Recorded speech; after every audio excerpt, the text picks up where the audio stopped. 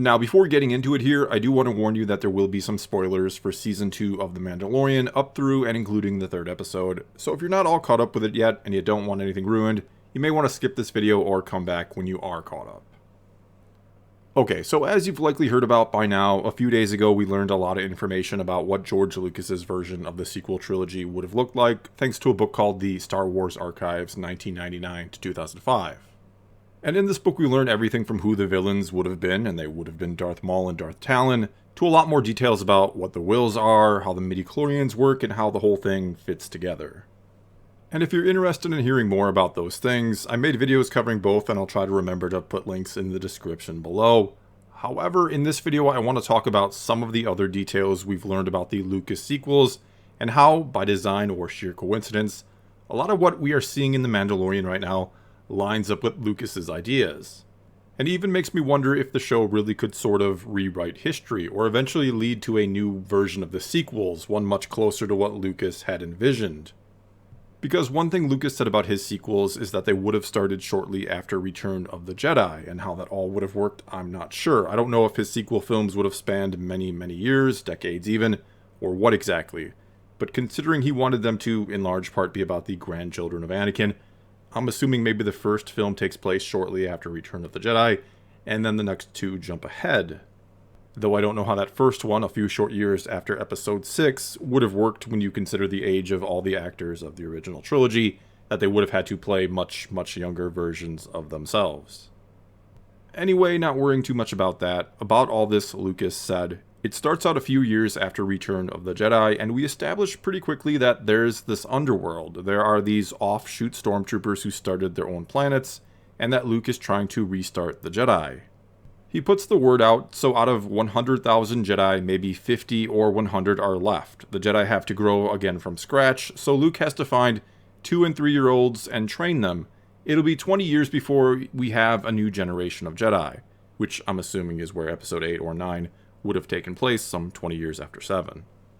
Lucas then goes on to say, by the end of the trilogy, Luke would have rebuilt much of the Jedi, and we would have the renewal of the New Republic with Leia, Senator Organa, becoming the Supreme Chancellor in charge of everything. Lucas also says about accomplishing all this that it would have been harder than starting a rebellion or fighting a war. Meaning the struggle to re-establish everything would have been a bigger one or story than what we saw in the original trilogy, which leads to arguably one of the biggest problems or mistakes made with the sequels, and I've talked about this before, which is how many important events it feels like we've missed out on in the meantime or since Return of the Jedi ended.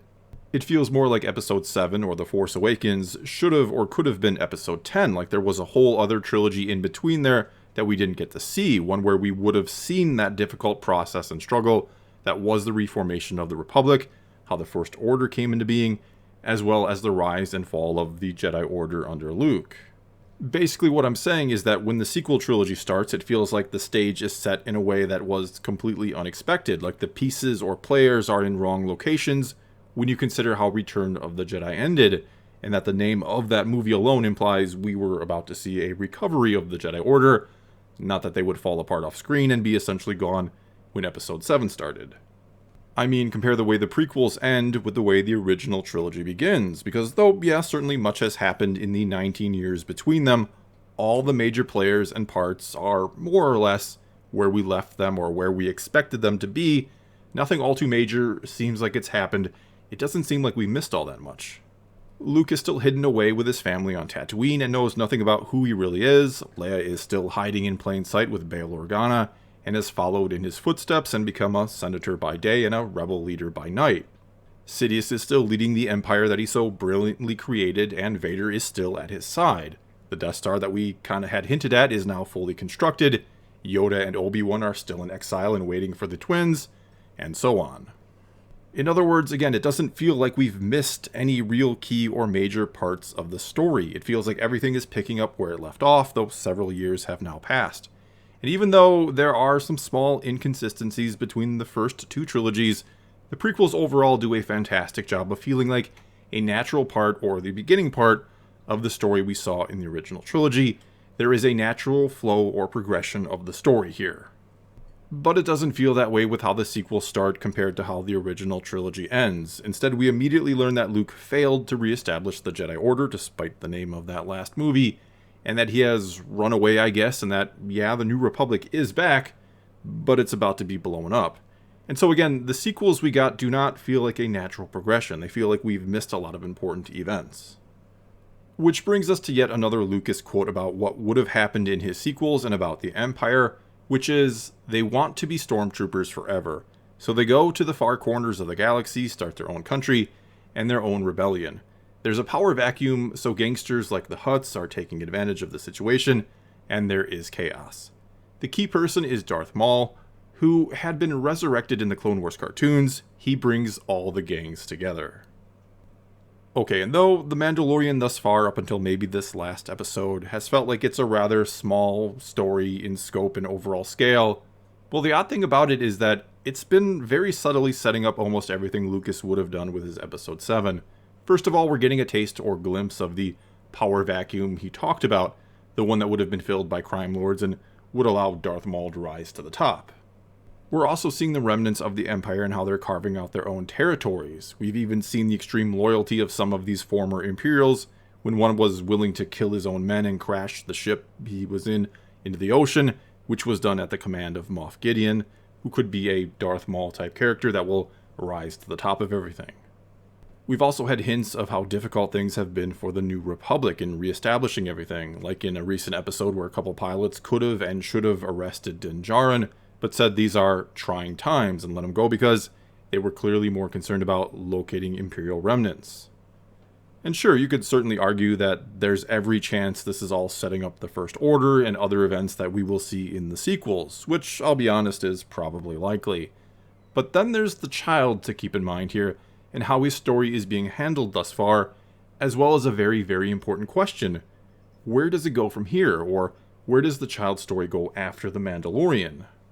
Because right now, in this series, it seems like he's eventually going to work his way to Ahsoka Tano, and what she'll do with him, or where she'll direct the Mandalorian next, is a very, very intriguing question. And I'm going to assume of her, Jedi or not, that she'll understand and believe in the importance of restoring the Jedi Order, and want to see the child trained in the ways of the Force. And with all this, I think there's a fantastic way for her story, Ahsoka's story, to come full circle here, and for many other things to come full circle in the story of Star Wars overall. Ahsoka could take the child to Luke and help train them both, help train Luke further as well as help train the child.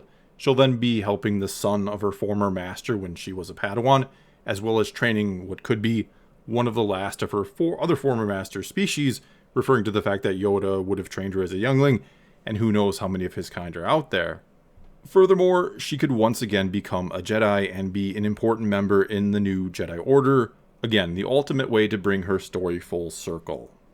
This then would also align with what Lucas said about what Luke would do next, that he would put the call out for the last remaining Jedi from the prequel era, and Ahsoka kinda is one, and that he would also train children to refill the ranks of the Jedi, which the child or baby Yoda kinda is, even though he's 50. And personally, I think this is something a lot of fans would absolutely love to see.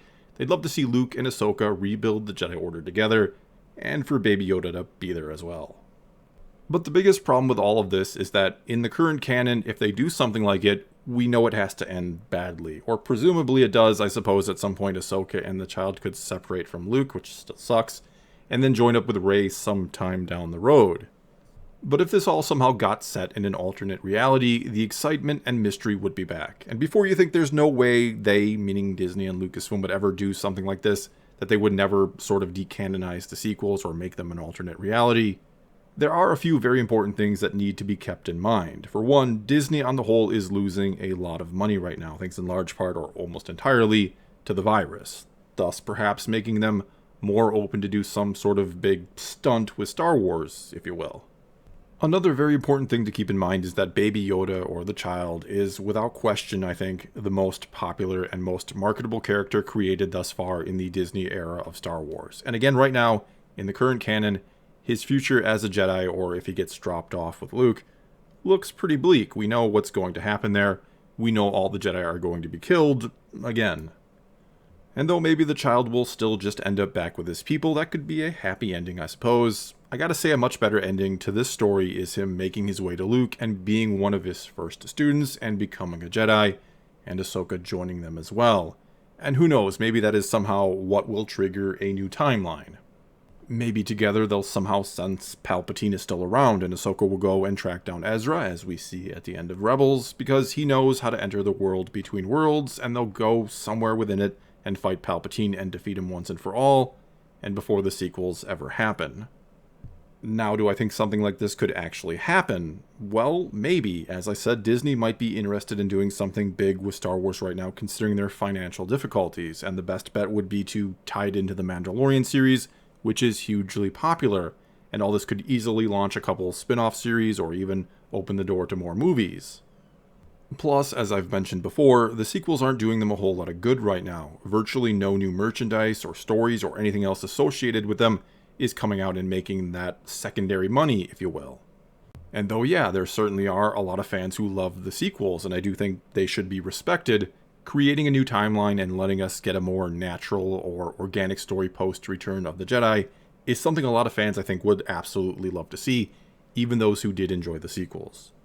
Either way, I think it's clear that the story started in The Mandalorian is only going to keep expanding. It's not like they'll make a few seasons and then just stop it and shelve all the characters and everything else established, especially Baby Yoda, who I think has a bright future in the universe, if you will.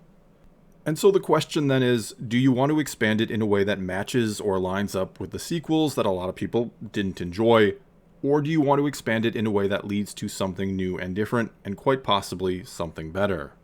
I mean, just imagine if they go the latter route and we get a series where Luke and Ahsoka search the galaxy for new students, fight some new challenges, and together rebuild the Jedi Order, with the child along for the ride. Talk about beginning to make things right. Well, that's all I've got for you this time. Now it's your turn to tell me what you think about all this. Terrible idea, or could you see, and would you like to see, The Mandalorian be the first steps into a new reality? Whatever the case may be, leave a comment below and let's talk some Star Wars. And until next time, thanks for watching.